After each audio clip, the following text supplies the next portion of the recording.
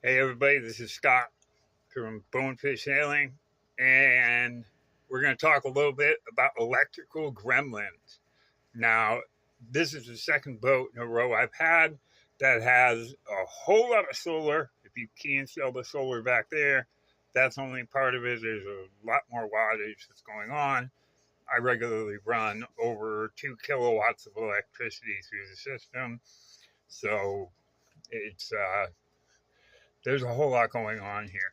And I learned quite a lot about these things because as you add components to a system, they can produce some very unusual results that we're going to stick with the term gremlins because one of them yesterday had me just shaking my head and spending hours working on something where I should have gone back to basics and just reset to where things were and then started making changes.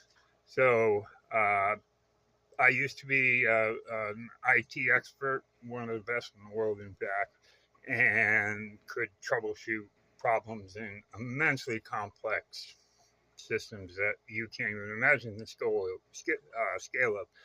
But when I was working on changing my electric yesterday and taking the panel out, and I changed over.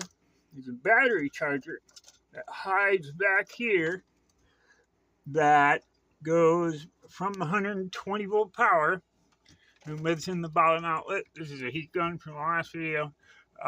And I moved it up to the top outlet because I wanted to use the bottom outlet instead. Well, I have a real-time display here.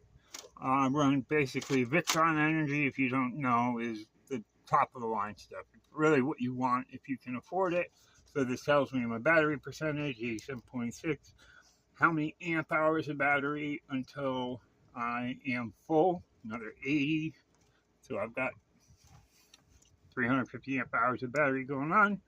How many amps are flowing in? I'm running my ice maker, and the refrigerator is probably running, and there's a freezer and such. How many amps is pulling? How many volts is pulling?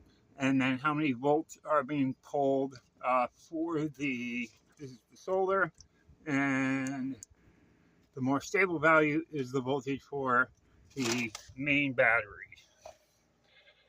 And I can't contain this in one video, so I'm going to have to get another one. Please like and subscribe.